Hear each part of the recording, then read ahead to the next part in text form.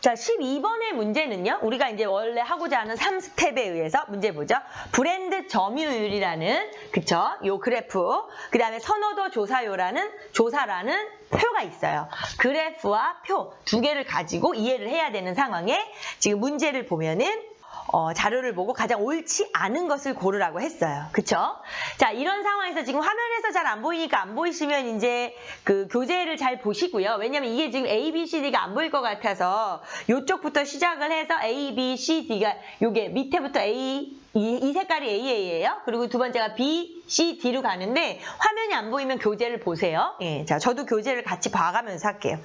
자, 첫 번째, 옳지 않은 것을 고르는 건데, 자, 매년 A 브랜드는 전체 인구에서 절반 이상이 보유하고 있다 그랬어요. 절반 이상이냐 50%가 되는데, 아까 지금 그림이 안 보이시면 교재를 보도록 해도요. 49.5, 49.8, 49.9 이래서 마지막 2017년에만 51.3을 찍었지만 전체적으로 절반 이상을 보유한 거는 아니에요. 그래서 사실은 이 문제는 또 땡큐 문제가 돼요. 1번 그냥 답을 찾았어요.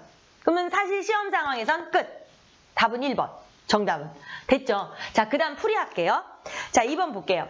자, 스마트폰은 젊은 층이 고령층보다 사용을 많이 한다는 거죠. 예. 자, 우리가 그거를 봤을 때는 사실은 젊은 층의 개념으로 10대, 20대에서 이쪽을 보세요. 가장 많이 사용하는 브랜드를 보면 현격하게 A 브랜드하고 B 브랜드를 많이 쓰죠. 예. 그런 차원에서 본다면 지금 A 브랜드와 B 브랜드를 사용하는 이 점유율을 가서 봐봐요. 그러면 아까 A 비율이 지금 거의 49, 49 이런 식으로 갖고 A, B 두 비율을 합쳐도 그쵸? 50%는 당연히 넘어요. 60% 가까이씩 넘어요. 그러니까 당연히 A, B 브랜드를 많이 사용한 젊은 연령층이 여기를 60% 이상 시장을 장악하고 있잖아요. 그러니까 2번은 맞는 얘기가 되죠. 그래서 확인만 지금 하고 있는 거예요. 자, 고령층이 선호하는 브랜드는 하면서 고령층이 선호하는 브랜드니까 이쪽으로 좀 와서 봤을 때, 그쵸? 5, 60대로 가서 봤을 때에 여기가 당연히 현저하게 많네요. 그러니까 고령층이 좋아하는 브랜드는 D 브랜드인가 봐요. D 브랜드는 매년 점유율이 감소하고 있다 그랬는데 이 그래프는 이제 교재로 보도록 합시다. 보다시피 감소하고 있어요. 26.3, 19.7, 16.5, 14 이렇게. 그래서 이것도 이제 맞는 건데 우리가 확인을 한 거고요. 브랜드별 선호도에서 C 브랜드가 좋다고 응답한 비율은 C 브랜드가 좋다고 응답한 브랜드의 그러니까 연령체를 한번 보면 50대 이상이 41이에요. 그쵸? 이 중에서 가장 많아요. 50대가. 그러니까 맞는 얘기예요. 맞는 걸 지금 확인하고 있어요. 마지막, 전 연령층이 고르게 선호하는 브랜드는 B 브랜드라고 했어요. 자, B 브랜드를 한번 보시면, 이렇게 보시면, 지금 전체적으로 되게 고르다는 걸 알 수 있어요. 근데 어떨 때 같은 경우는 약간 좀 뭐 그냥 그렇게 해도 걱정스러울 때가 있을 수가 있을 때는요.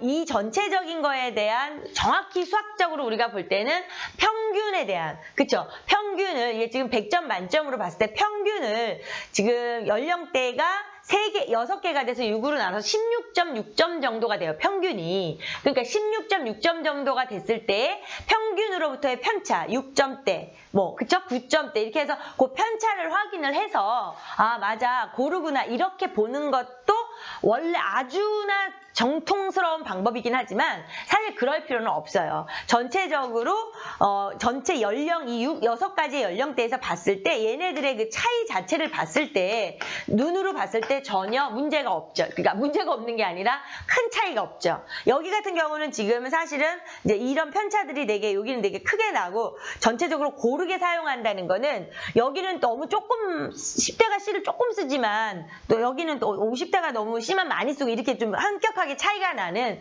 그거를 표를 통해서 직관적으로 빨리 알아차려도 아무런 문제가 없어요. 그래서 정답은 1번이 돼요. 자, 표와 그래프를 동시에 비교를 하는 거에서 특별히 계산이 많이 나오지는 않았지만 이 두 개를 동시에 보면서 자료를 비교하는 거기 때문에 좀 집중해서 잘 해야 할 필요가 있는 자료였어요. 자, 그 다음에는 이제 또 13번을 한번 볼게요.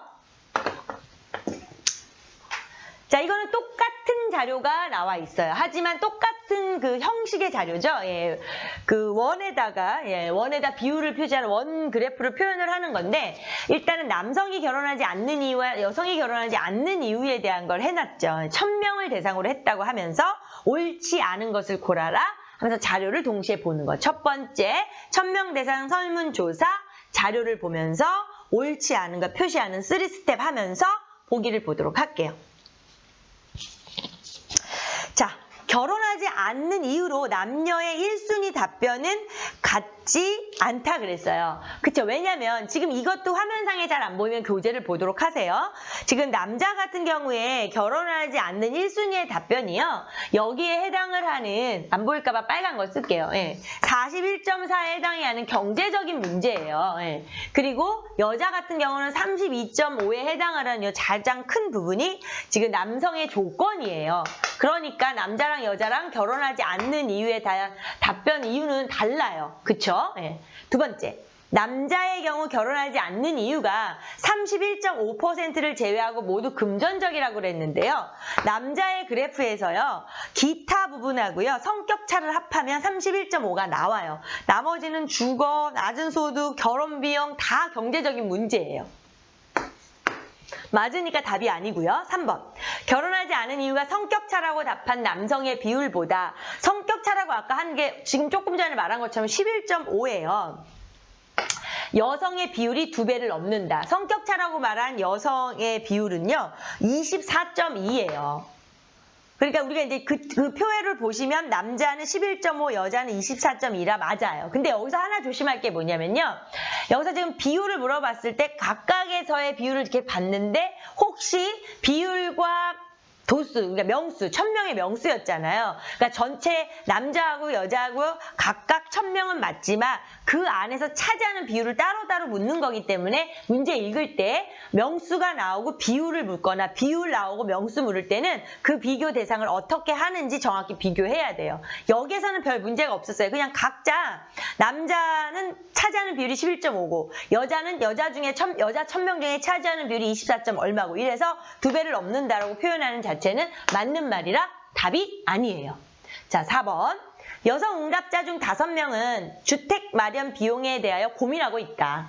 자, 주택 마련 비용이 여기 0.5가 보이죠? 1000명에 0.5가 되니까 1000명에 그렇죠. 1%는 뭐 10명, 그러니까 10%가 100명이고 1%가 10명이에요. 그러니까 0.5는 5명이 돼서 맞는 얘기잖아요. 자, 그 정도의 빠른 암산은 좀 연습을 하는 게 편하니까. 왜냐면 우리가 백분율을 하기 때문에 100개, 10개, 0.1개 쪼개는 거는 그런 식으로 하면 훨씬 더 빠르긴 빨라요. 그쵸?